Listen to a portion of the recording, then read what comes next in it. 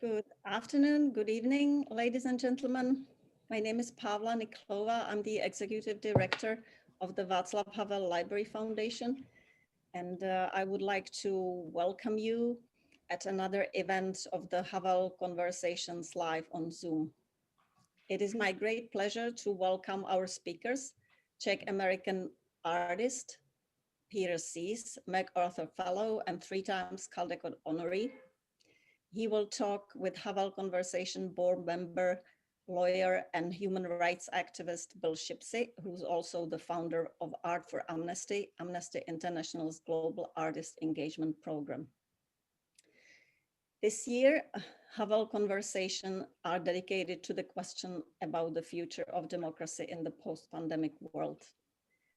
Depending on the field of expertise of our guests, the conversation focuses on social and political environment, both in Central Europe and in the United States, on the questions about what has become of the spirit of the Velvet Revolution, and more generally, the future of liberal democracies in Central and Eastern Europe. Today's talk will address the role of arts and human rights in democratic as well as totalitarian societies. Artists are very often the first targets of oppressive regimes when their creation doesn't make compromises and freely reflects the surrounding world. Many times artists are the driving force behind social and even political changes, or they become symbols of ideals for a free and just world, exactly as what Václav Havel did. Allow me to introduce our prominent speakers, whom I have the privilege to call my friends. Peter Sis is an international acclaimed illustrator, author, and filmmaker. His books, Starry Messenger, Galileo Galilei, Tibet Through the Red Box, and The Wall, Growing Up Behind the Curtain Wall, were each named Caldecott Honor Books by the American Library Association. And The Wall also was awarded the Robert Sibbald Medal for the most distinguished informational book for young readers. In addition, he has had 7 books named to the New York Times Best Illustrated Book of the Year.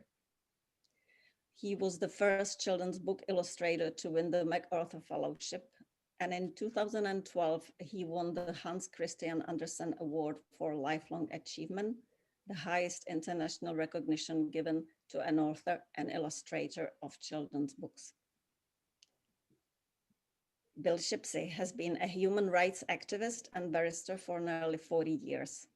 Apart from being the founder of Art for Amnesty, he initiated and produced Amnesty's Ambassador of Conscience Award, an accolade that has been bestowed on, among others, Nelson Mandela, Václav Havel, Mary Robinson, Peter Gabriel, U2, Joan Baez, Ai Weiwei, and most recently, Greta Thunberg. He has promoted and arranged for several Havel's Places benches to be installed in Dublin, Barcelona, Venice, The Hague, Lisbon, and Ljubljana, an installation comprised of a Czech national linden tree surrounded by a circular table with a seating area to encourage democratic discussion, designed by the Czech architect and friend of Václav Havel, Bořek Šípek.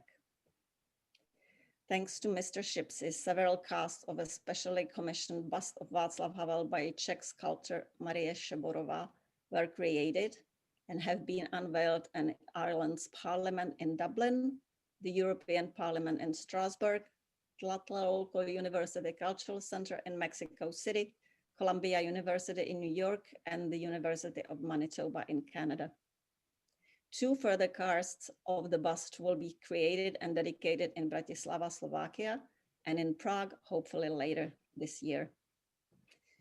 The conversation will run for about 45 to 60 minutes. Please feel free to send your questions through Q&A, and Peter and Bill will be here to answer them after their talk.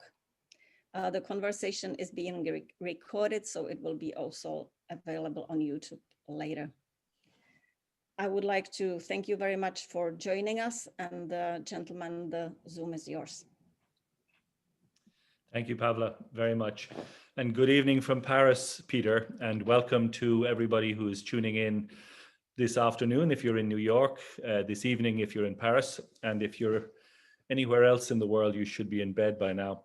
But this is a great privilege for me to be doing this for the Vaclav Havel Library Foundation and in honor and memory of Vaclav Havel, and particularly so to be doing it with my dear friend Peter Sis, because it was through Vaclav Havel that Peter and I met for the first time.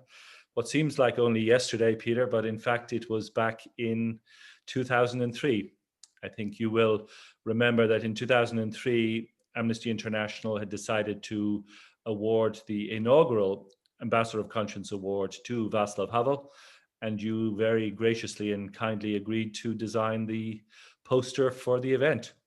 Can you tell us what inspired you to design what did become and what still is the finest poster we've ever had for an Ambassador of Conscience Award event? Oh, very nice to see you, Bill. See you in Paris. Very nice to see everybody who I don't see, but I can sense you behind the Zoom screen. So good afternoon from New York, where it's sunny. And also special greetings to people who are suffering from COVID, maybe in Prague, to my brother and his family. And thank you for the memories. I just realized when Pavla spoke about our dear friend Bořek Šípek, who I went to school at 15, then I lost him, then I found him again and miss him terribly these days. That I think we sort of were introduced to each other at the same time. Then came the idea of the poster for this amazing award which Václav Havel got from Amnesty, the Ambassador of Conscience. I think that it was the beginning of me trying to make bigger things, because I'm an illustrator, an animator, and grew up in communist Czechoslovakia when everything I did was very small, because I was afraid that I have to hide it, or when I was trying to smuggle it across the border, I did all these. This is the old bell on the house in Prague. So there are details of trees and landscapes, and I would do everything pretty small. And I think this was a little bit bigger, this poster, and then we dared to do even bigger posters. And then we eventually got to pretty big pieces of art, as we will speak. Yeah. And then sorry. No, I'm very sorry. It might be just interesting for people sort of watching in if I share the screen and maybe share some of the images as we go through the various projects, and then you can talk about them, what your inspiration was for creating them, and people will get a potted history of the last 18 years that we shared together, all the memorable places that we visited. We were, I know, in Mexico, we were in South Africa, we've been all across the south of the United States, and in Paris and Strasbourg and in Prague, of course.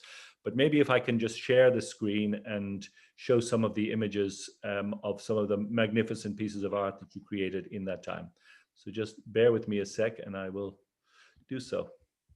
I think it's always better for me if he speaks through images, because you are so much better with words as I can express myself in the picture. So this is the poster for Ambassador of Conscience, which so many esteemed people received from Amnesty since then. And in fact, in conceiving this award, it was conceived by me very much with Vaclav Havel in mind. And then when he came, he was introduced to us by our friend Eva Perusic, and he came in November 2003 to Dublin to receive the award. Unfortunately, you couldn't be with us, but the award was presented to him by another great friend of Amnesty's and ours, the late Seamus Heaney. But the night that Vaclav Havel arrived in Dublin, the first thing he did and we did was drop his bags, and we went to a recording studio, and there he was met by two of his fans.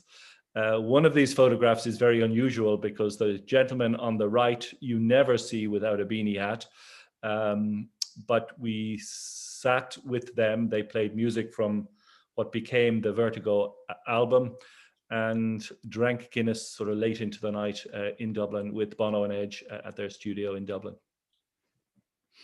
And then the award was presented to Vaclav Havel, appropriately in Ireland's National Theatre, the Abbey Theatre, and it was presented to him by Seamus Heaney, who delivered an incredible speech on that evening. And the poem from the Republic of Conscience, which inspired the award and which you designed the poster for, was read by Vanessa Redgrave on the night. And then, Peter, just moving on from there, I know that you and I had planned to try and do something with Seamus Heaney, but tragically he died all too young in 2013. But before that, in 2011, Václav Havel died. And I know that you created a beautiful image shortly after his death, which appeared on the cover of Hospodářské noviny in Prague. Perhaps you can tell those watching what that drawing meant and meant to you and how it came about. So through 2010, I was working very hard on the poem, The Conference of the Birds.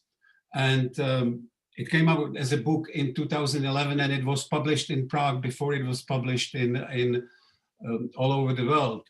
And somehow already working on the poem, which is about the hoopoe who leads the band of birds to meet semi-god Simorg on the mountain of Kaf, I was thinking of Václav Havel. And this was the image when all the birds are flying all over the world and the sky becomes dark with all the birds.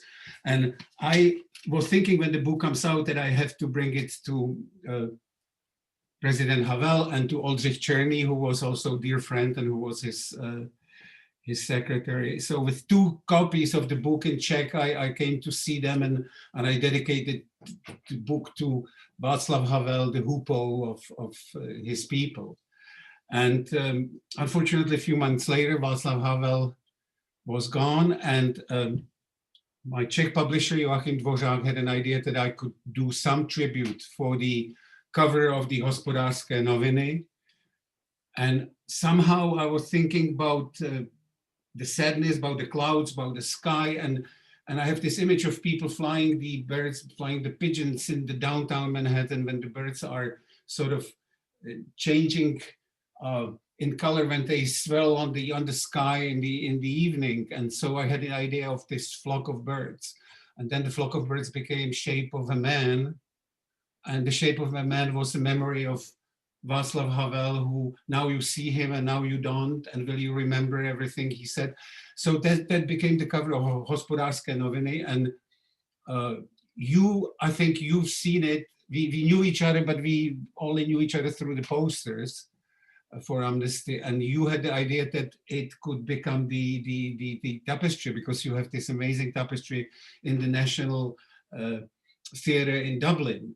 And for me, it was something incredible, because my mother did study tapestries with Professor Kibal, but I never thought about it. I didn't know how to do it properly. I always thought my pictures are too small or they are not fitting the technology. And then you introduced my work to these weavers from Aubusson in France.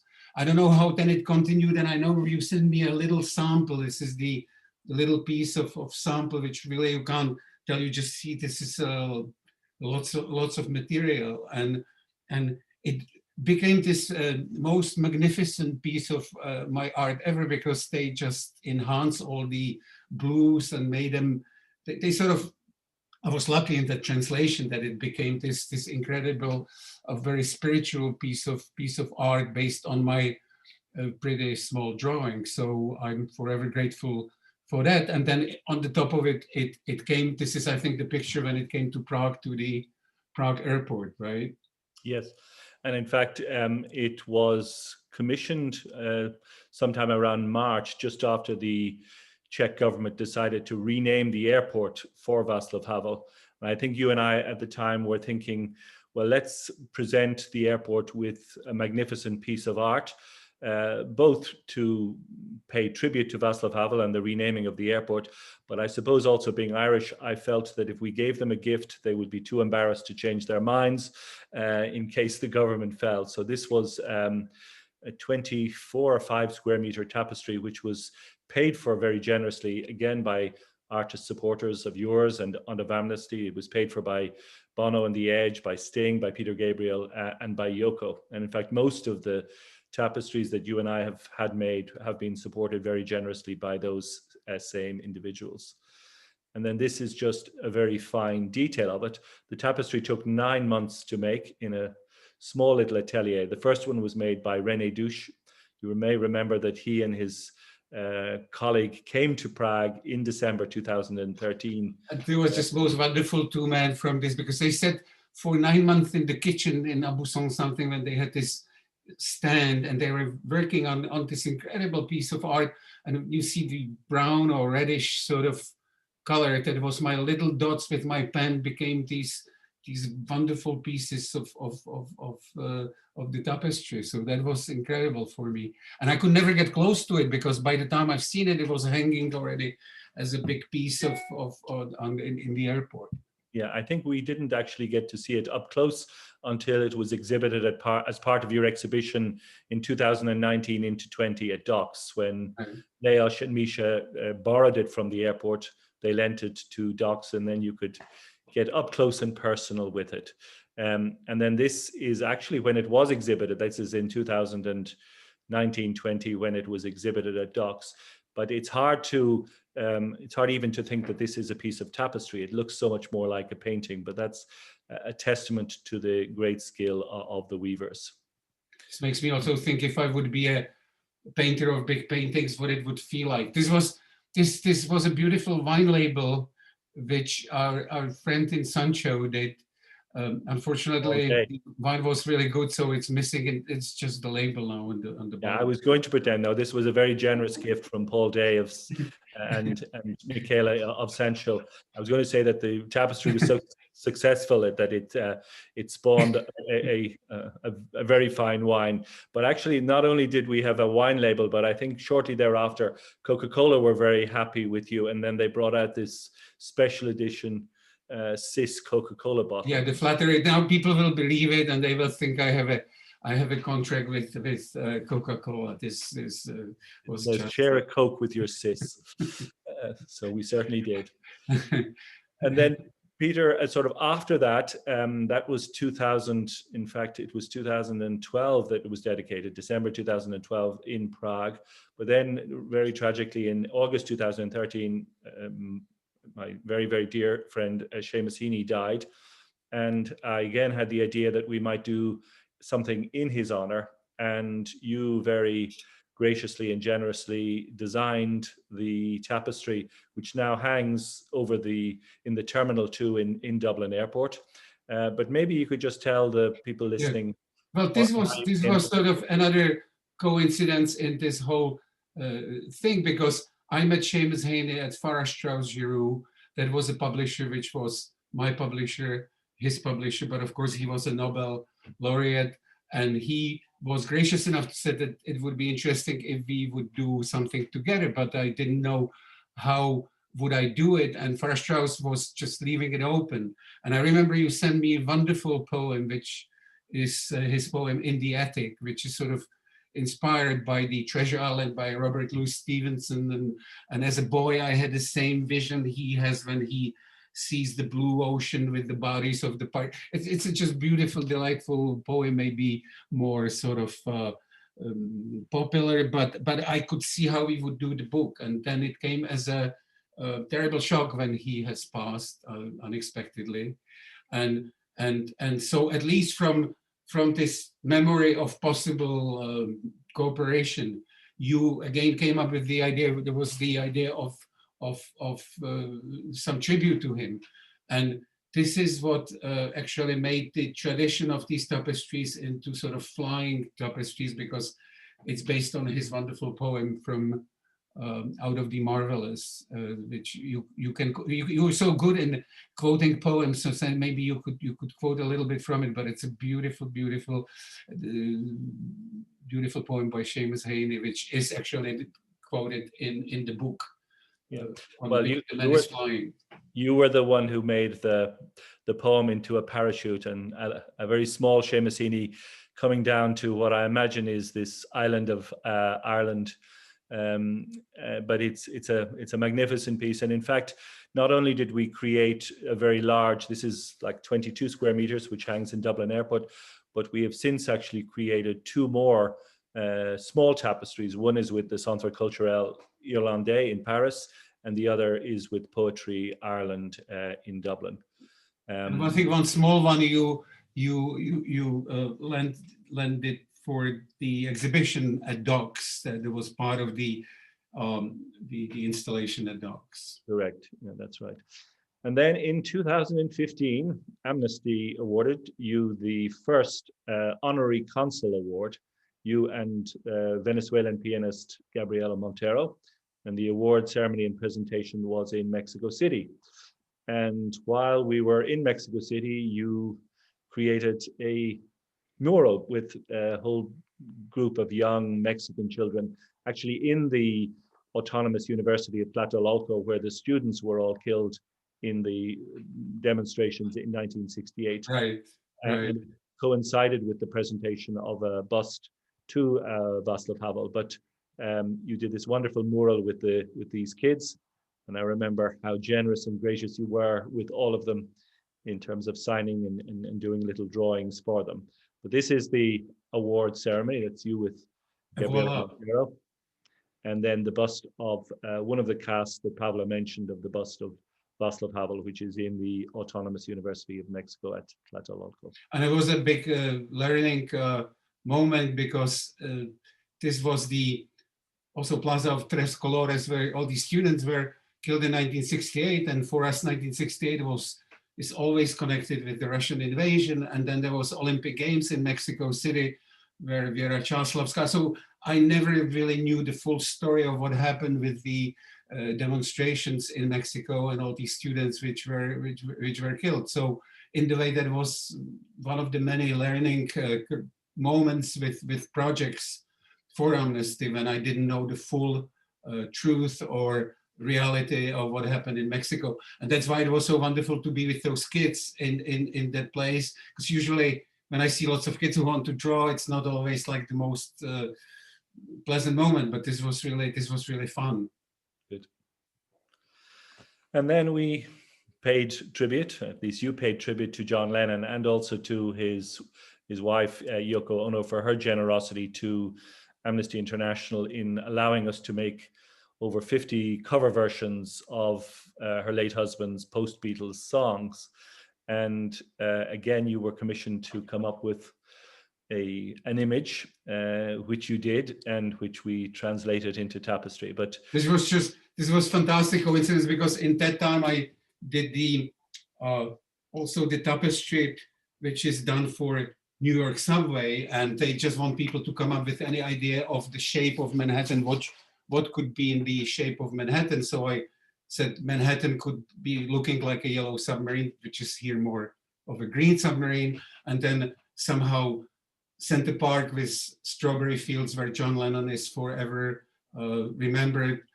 And we talked about it, and it led to the real yellow submarine, and it became tapestry with John Lennon sort of with his famous victory sign when he was on the photograph from Statue of Liberty.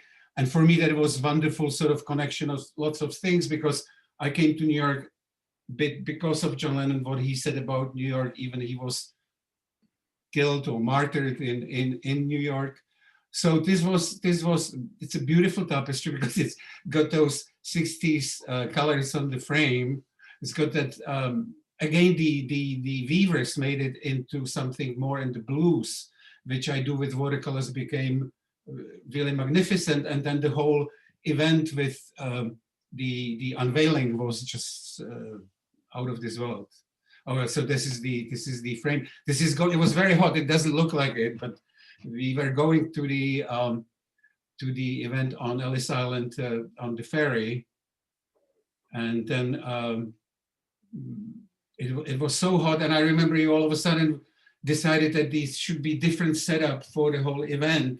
And I would see this big boss of the Arts for Amnesty, and you were sort of carrying the chairs and changing the whole thing. And so that was it was a wonderful, wonderful day. And of course there were Bono, The Edge, Yoko, wonderful speeches of the deputy mayor of New York, and it just was very, very special. And my children came, and my wife came, and this was the I would never believe I will be with Yoko, who was just wonderful. Yeah, and it was unveiled in the main hall of the Immigration Museum in Ellis Island. It actually was I think the day we did it was the 40th anniversary of John Lennon getting his green card. Right. And then you realize what he went through with fighting the deportation and then getting his green card. And then I think Bono made a speech that in fact we are all Irish because John was Irish. And this is the hall where all the immigrants were coming from the ships, if they were from Bohemia, Slovakia, Germany, Ireland, they were coming to this hall where they were sort of let into America. So this whole thing was just beyond the wildest dream, really. Two very happy men on the day. But it was an exhausting day, but very beautiful and absolutely perfect. And this is where I also started to see as an artist how these events can make so much difference and get so much notice. And you know, because until then, I, with my Czech sense of humor and skepticism, no, it already started with Flying Men and with Václav Havel, but this was a learning experience through all these projects to learn how much it means to the people who see them and who are there, and you deserve lots of credit and lots of gratitude for all that. And then we honored Nelson Mandela in South Africa. And I think this is a photograph of the two of us outside Pollsmoor Prison, which was the prison that he was released from in February 1990. He had spent obviously most of the time on Robben Island, which we visited, but when he was finally released, it was from this prison near Franschhoek in just outside Cape Town. So this again was something I would know. Nelson Mandela, I would know he's a great man, what people said, but to go there with you, being in the prison, but especially being on Robben Island, which is like this most beautiful place, which you see blue sky and Table Mountain of Cape Town, but to be locked up in prison for decades, for 20-something years, looking at this beauty and being tortured, and we walked through this whole prison, and then you realize how gracious again this man was to forgive, just same way like Václav Havel to people who were his guards. And I was so unsure because when we did this picture, and again I have to say I have one of the originals, and this is the size of the original, so it's becoming this huge piece of art. And all of a sudden I wasn't sure. I thought, like, what do I know about South Africa? How can I dare to tell people in South Africa this is somebody they admire, who means so much? And he's carrying the basket of this sort of balloon, or of taking them to the future in the shape of South Africa, where people are of all different colors. And I thought, oh, maybe this is too daring. Maybe these people say we're gonna beat you up or something. You know nothing. But they were so gracious, and they were so you just looking at it and the event and everything, and on the news, and they were truly grateful for people recognizing what Nelson Mandela meant. And again, reading about it or seeing it, I didn't realize until being there that this was such an important sort of show for them of solidarity. And this is, I think, the exit from the airport, isn't it? Yep, this is when everybody arrives in Cape Town International Airport. This is what greets them, your magnificent tapestry, as they arrive in South Africa. And that was my first experience that you said we were somewhere in the, it was already evening and time has changed. And you said, no, we have to check if everything's okay, if everything's ready for, no, first it was a problem to get it through the customs, which was amazing because we went to Robben Island and all of a sudden you had a phone call that the tapestry is caught in, that you would have to pay incredible customs to get it in, even it was a present and so then you clear that, but then we went to look at the tapestry at night, how is it being installed? And that was my first time when I got so close to the tapestry that I would see how incredibly beautifully it's made with all the color, all the colors on the other side of the tapestry, how much work it really takes, and I was humbled by them. So sorry that I interrupted this presentation with this memory. No, not at all. I remember the challenge certainly, but I suppose people will probably get the impression so far that this is all very hard work for us, but we did manage to eke out a few days in South Africa and went. There was also discovery to find out that people in East Africa are so cheerful and wonderful, and they are from all different backgrounds. And this was great. And this is when we went to check on how they live down in the sort of safari area. Yes, this is us doing investigation. I'm not sure anyone will be convinced. And then, Peter, we did a second tapestry, the tapestry honoring Vaclav Havel, which is in the airport in Prague, was the first. And then we did a second tapestry for Vaclav Havel, which is the one that's hanging in the European Parliament building that's named after him. But it went on a tour first. It went to the US, it went to somewhere in the Midwest where there's a... We went to Cedar Rapids, where is the Czechoslovak National Museum. So it was there, and it was in different format. This was the unveiling in the Czech National Building in New York, where also Dagmar Havlova, the wife of president, it was a big event. It was a wonderful occasion. Mm-hmm. And then it went to Strasbourg, and I think it's hanging in the conference room where all the heads of the European delegations are meeting, so it's sort of hanging over this conference room. And then just to move on, we then decided we would do something again in memory of Martin Luther King.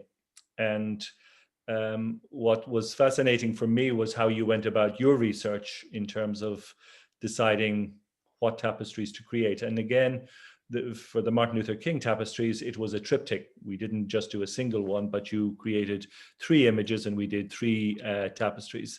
This is a famous photograph of Dr. King, not in 1963 for the I Have a Dream speech. This is from 1957 or 1958. It was called Show Us the Ballot. It was a voter registration drive, but again at the same Lincoln Memorial in Washington. And I think this is this photograph, and what did it tell you? So this is the photograph, and I think he's dressed in his as a reverend, as a priest outfit, and it just immediately reminded me of the hoopoe in the Conference of the Birds. This was a tough one in the way that I thought, again, I know a lot about what is the struggle in America for racial equality, but then I found out through you telling me about things and our trip to the South that I know nothing. So this was the picture when I always thought I had a dream picture. Then you patiently told me a few times, give us the ballots. So now I always remember this, give us the ballots. And then I somehow used the silhouette, and I did many sketches, studies for this. And this was like the most interesting when he is in the shape of the bird who's telling the. I'm sorry that I'm sort of shouldn't maybe compare it, but it's the same like with Václav Havel that I had this picture, yeah, of, oh, that's one of these studies, yeah. And this was the Hupo in the bird book. And I thought, he's showing the way to the people. And I used this as a sort of idea for him talking to the, and then this is the final picture, when on the top of his head is the reflecting pool in Washington Memorial with the obelisk. And I try to suggest all these hundreds and thousands of people, but I did it all on the brownish paper because I like the contrast. And it wasn't really the one I would prepare with my watercolors. It was just the color background. And I remember then coming for the first time to Aubusson, that the man who runs it, he said, you gave us such a hard time because we were trying to recreate this brown color. And would I have known that I would have somehow maybe, but that's how it goes. It was interesting that I created a challenge on this sketch because it was, these are all the shades of the brown, which for me was just the brown piece of paper. Here you can see how it's being prepared for the weaving. And before that they select the wool is colored and put into different shades, and they look at everything if it's agreeing with the whole sort of color scheme of the tapestry, which I didn't know because I didn't go to the workshop, or how should I call it, until after this tapestry. And then I remember coming to Aubusson of Phaeton, I was thinking, and this big artist coming to visit, and they all worked so much harder on it that they were treating me like, hey, so you are the guy who makes it difficult for us to do it. But it's incredible work, and it's so beautiful and so humbling really to see how much work goes into creating something so beautiful and lasting for a long time. Yeah. And then we took that first tapestry to Birmingham, Alabama. And this is outside the 16th Street Baptist Church, where the 4 little girls were killed in a bombing in September 1963. By the people who were never sentenced until, I think they just passed, or it didn't happen until now. And there was, again, such a experience. I have that little poster, they did it. It was so important, and we came just in the time, and they had this big event, and you would see all the people coming to see the tapestries. There are 3 tapestries, so it's Martin Luther King, and it's again, I knew nothing about this until Bill told me about it. So this is the museum in Memphis, maybe, and this is the garbage truck from the time when there was a garbage strike in Memphis, where Martin Luther King, on the way to Washington, where they are supposed to have a big event, he comes to Memphis to talk to the people who are garbage collectors, who are on the strike, to get at least minimal pay. And there was an inspiration for another tapestry, because everybody's walking around with the sign, I am a man, and so that was the inspiration when they wanted to be treated equally. So again, I didn't know nothing about it. In the time when I was a disc jockey in 1968, I played Muddy Waters, I'm a Man, and I thought this is about somebody who's like a macho man. And then I realized all these connections and consequences, which was really, again, I was like, what was I thinking? So this is in the museum. When I remember the man who was taking us around the museum, he was really bitter about the racial relationships, and he was sort of like saying this is before George Floyd, of course. So this was the university about racial situation in America, this trip going from Birmingham to Memphis to Atlanta in 3 different occasions, and also Edison, where you showed us the Freedom Riders sort of place. So this was the tapestry of I Am a Man, when it was a little bit similar, because I sort of repeat myself. So I did the cover for the Czech and German book about Antoine de Saint-Exupéry. Was this giant of a pilot standing with little prints on the planet, saying this is our cosmos. So that I use for that I meant this is us in Addison, which was a rundown small town where in the time of these freedom riders, and that was amazing. Again, something I didn't know anything about. People would come from the northeast, down south in the time of segregation to teach people about their rights and about the rights of children and young people going to school. And they would be coming on the buses. This is one of the buses, which I don't know if it was a Greyhound, but people were waiting for them. They knew they're coming on these buses. These were young people, volunteers, and they were coming to the situation when people were waiting for them with axes or with baseball bats to basically kill them or maim them. And Addison was one of these places where they were waiting for them, and they blew up the buses with the bombs. And there was a situation when the National Guard had to come and rescue the, I think just 3 freedom riders who came from the north, sort of like missionaries to teach people about the equal rights. And this was the picture I did with the wings coming from up north, down south. And National Guard, Robert Kennedy had to send National Guard to rescue them and to get them out. And it was a terrible situation in Addison where most of the people would be racist. And if you look at the place now, it's sort of run down. You wouldn't know that something like that happened in the 60s. But that was another sort of learning experience for me through these projects.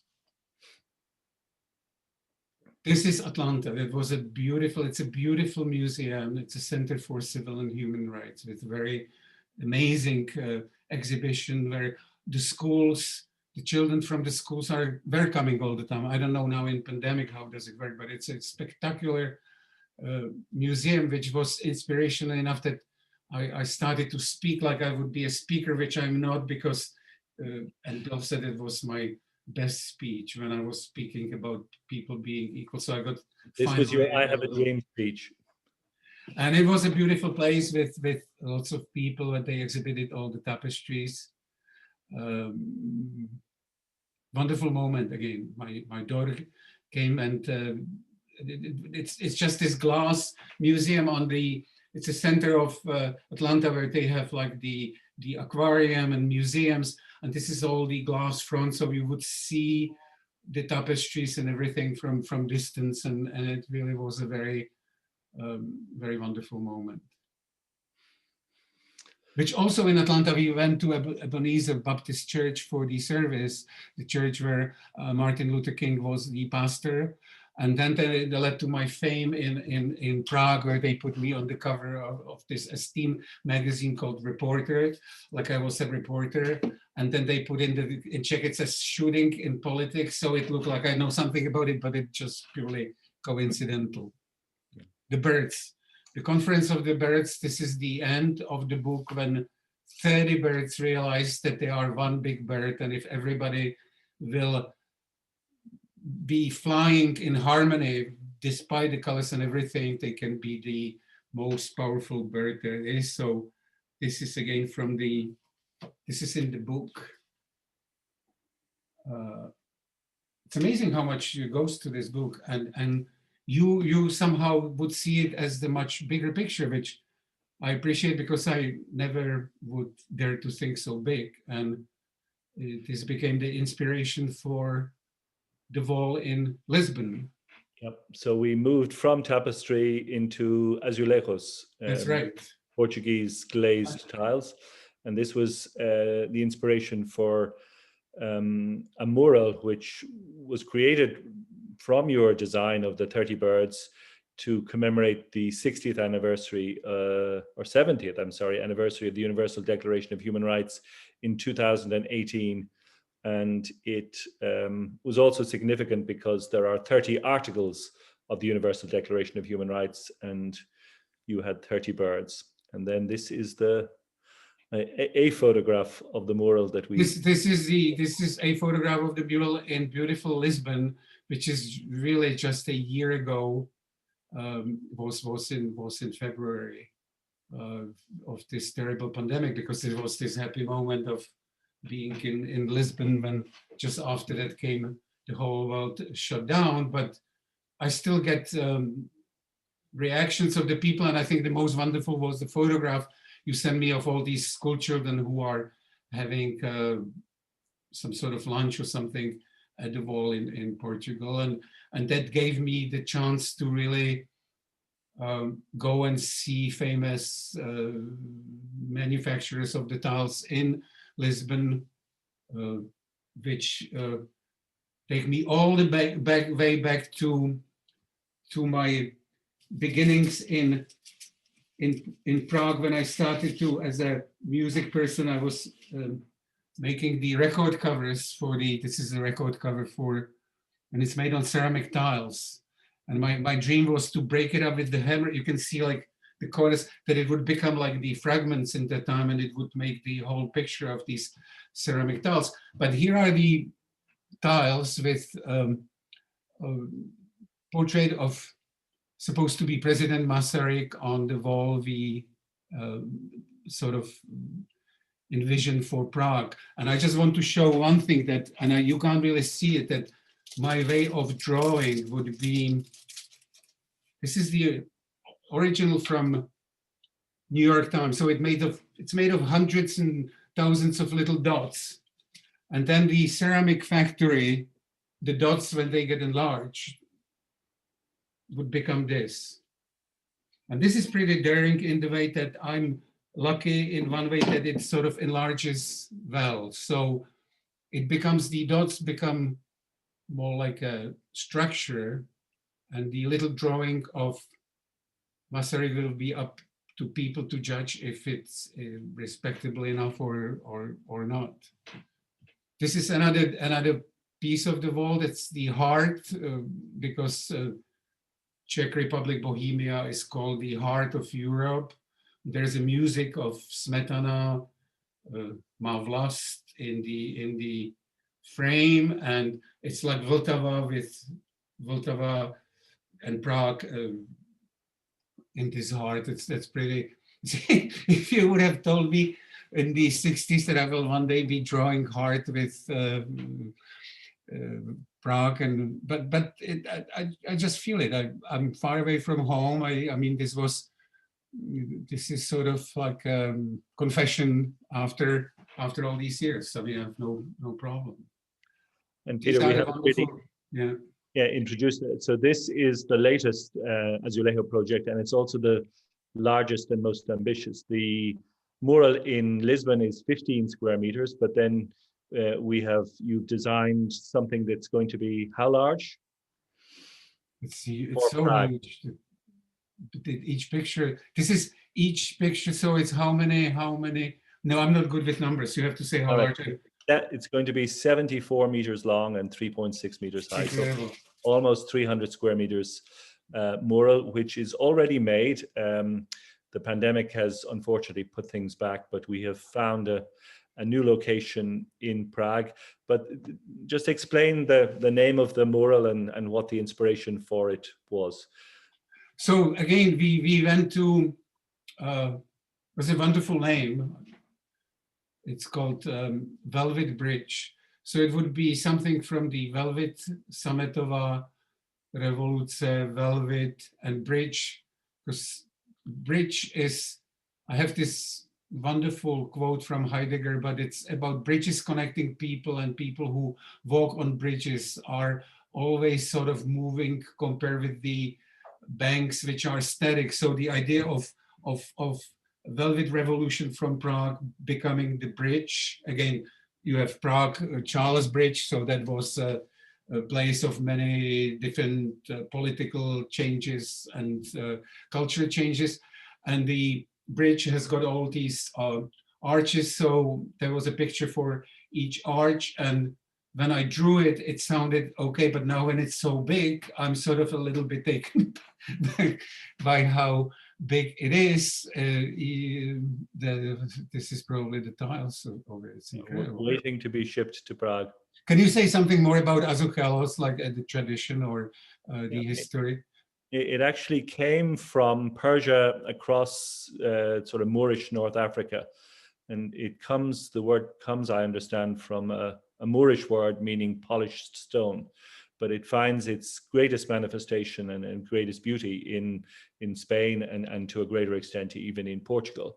But a bit like the tapestries, which were obviously a centuries old tradition, now modern artists are starting to use azulejos to design their work. And you have done two of the three. We also have done one by Ana Juana, a Spanish artist, but this is going to be very, very large. And I have, Peter, I think I've just shared with you a visualization of what the mural will look like. This is the street in Strana, which you will recognize. This is a street, Udvou srdcu hospoda. There's a pub which we used to go as a students, and this is the wall of the wonderful garden with peacocks, Vojanovi sady, which sort of connects to the Sala Terena of Waldsteinský Palác. This is a beautiful, but this is where always you used to have like a poster area, and I guess the posters are not that much. So this is. And that's the end of it, the entrance to the park. So it will be 74 meters long and 3.6 meters high. It will be, when it's put up, Peter, the largest of mural in azulejos outside of Portugal. And yep. Wow, this is again humbling. And then just finishing up with the screen sharing and the photographs, you had a magnificent exhibition in Docks, organized by our friends Leos and Misha, which ran from September 2019, just almost to the beginning of COVID in 2020.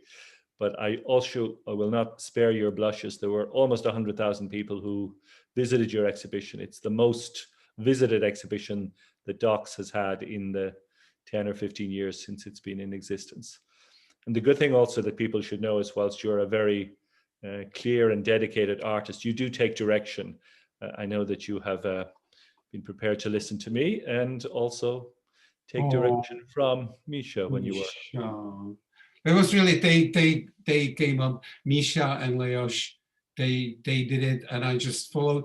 And now it's something special because I would come few times and see the little kids with their families. Oh, this was special. But I would always humbly sort of follow and would hear what they have to say. But this was a special moment because, can I pronounce it correctly? Her name, Luja.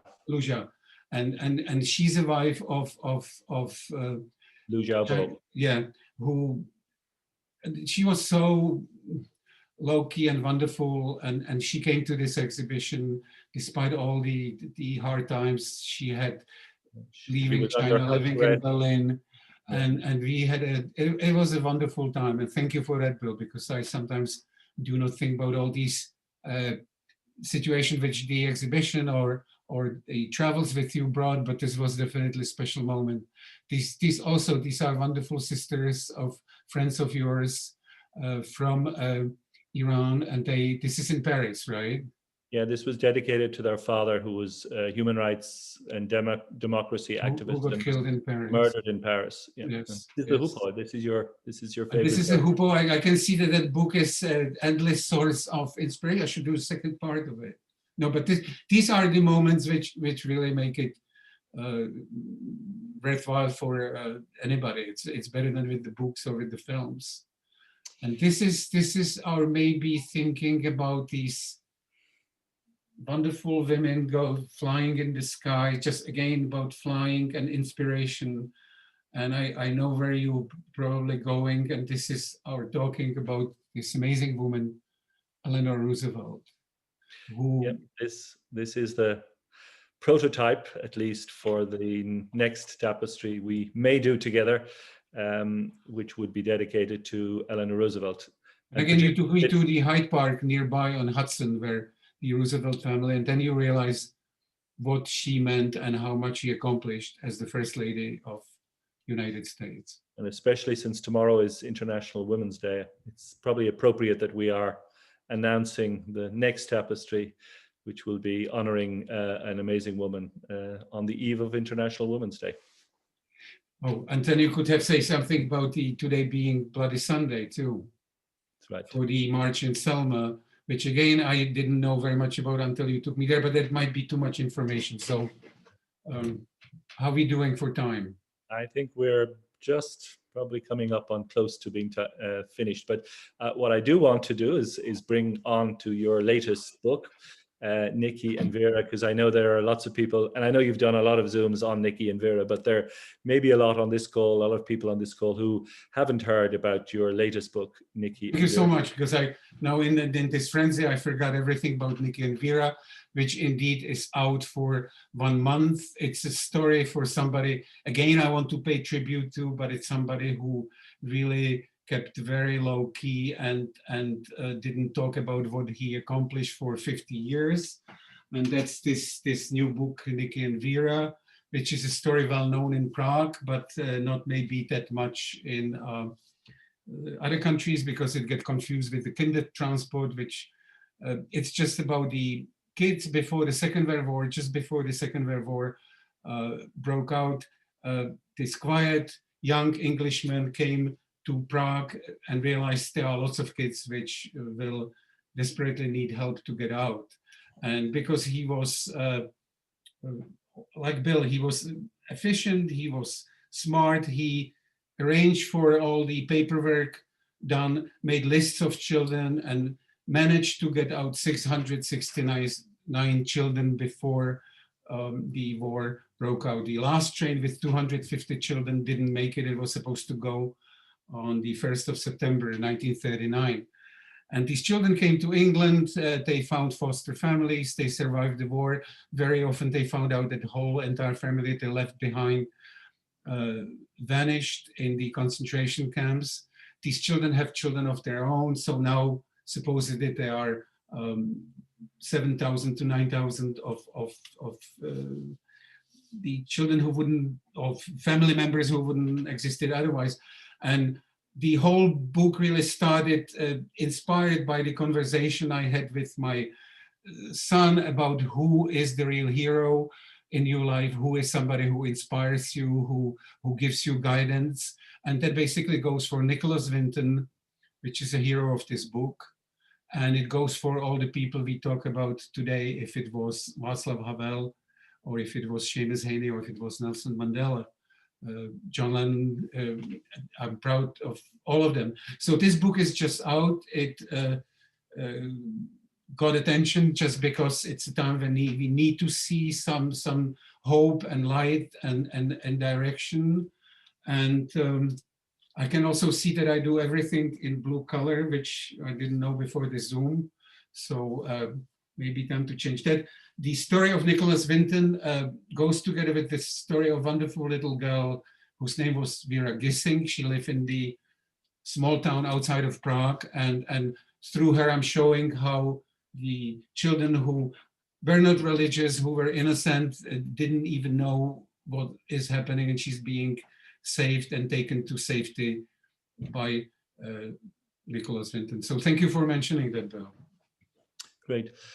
Peter, I think we have almost maybe 2 minutes away from the hour.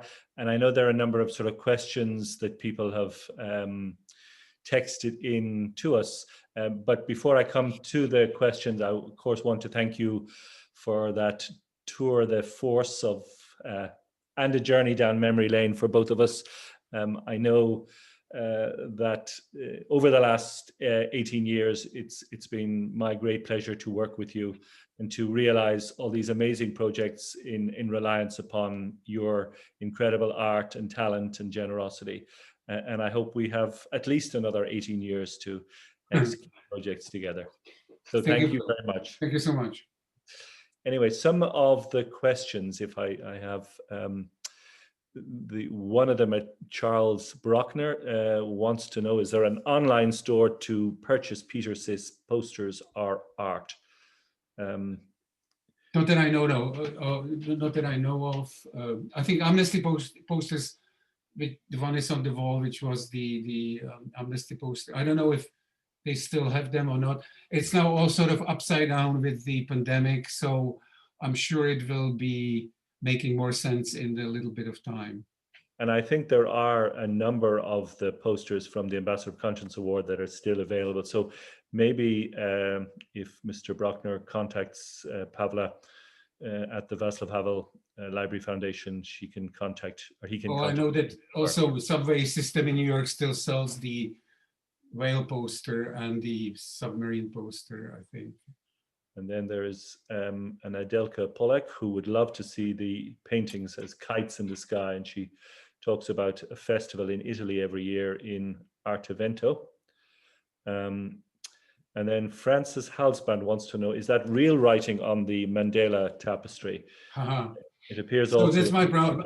It's suggesting his writing, but since I didn't know, it is not. And the same thing happens in Nikki and Vera. I made all the continents with supposed handwriting, but some people found something in it, but I didn't mean to say anything in it. So it's just my way of expressing some rule of law or order. And with Mandela, it was his thoughts which were framing the picture. So it's not really his words. I'm sure it could be done in some way too.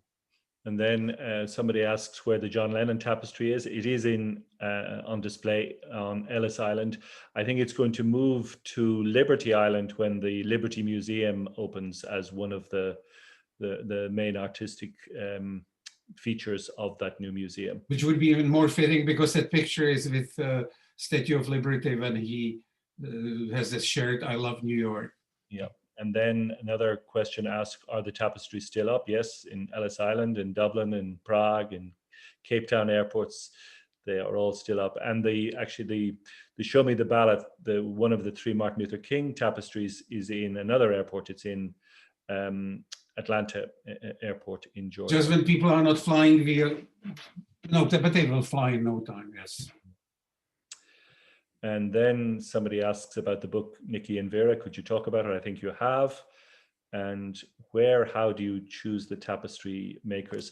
Actually, the first tapestry, the reason for choosing Aubusson is it's one of the, in fact, it's the only tapestry making technique which has intangible heritage status from UNESCO. It's perhaps one of the, if not the most famous sort of tapestry making centers in the world. So it was introduced to me by an Irish artist, Louis Lebrocqui, who had some of his works made there. And we have we've made in total 14 tapestries. I should say also there's a wonderful tapestry place in Czech Republic, Valesko in Rožnov, and this just happened because it was this connection of you to Aubusson, and then I think we're trying to negotiate something if it could be done in Czech, but it just couldn't happen in that time. So it's not that I would not be, because my mother was from that area, but it just didn't happen, as it's the case sometimes. Yeah. And again, another question about the words that bordered the pictures, but I think you answered that. And great to learn about your work, Peter. Then somebody mentions a friend of hers is named Vera and one of these children and who lives in New York City today. Where do you recommend that we order this book from? I know it's on books.org, certainly have it. From your nearest bookstore, Books of Wonder in New York, if you're in New York, if you're in Houston, Blue Willow, if you're in Boston, you go to Children's Bookshop. You find your nearest bookstore. They should have it or get it for you. And they need support now. And then somebody asks, what is your level of pessimism about the ability of art to change hearts and minds in these hyper-partisan times? You know, after experiences with you, I was always, that's what I wanted to talk about, but it's no time. It was always subversive time during the communism to smuggle little information into the picture, get it into the book, and then people, in my animation, I would have like subversive sort of moments about freedom. This was sort of scary in the beginning, that I would go and celebrate somebody, like say, this is the big piece of art when I'm celebrating Nelson Mandela, but I'm so proud of it now. And I think it can give people hope, and it can give people optimism. And I think it can change people's minds. And I think that's the only thing the artist can do, that they become involved. Like now when I'm in America, I can participate. You might not like it, you might say that you don't agree, but I can participate and tell you what I think and how to do it. And that's the same with the possible project about Eleanor Roosevelt, which again will be, some people will love it, some people might not, but I think she was an exceptional person, and I can do whatever is in my artist's sort of possibility to celebrate her. Well, on that note, I think we might end the discussion. Thank you very much, Peter, and thank you, Pavla, for giving me the opportunity to interview my friend and collaborator, Peter Sis, on this Havel conversation.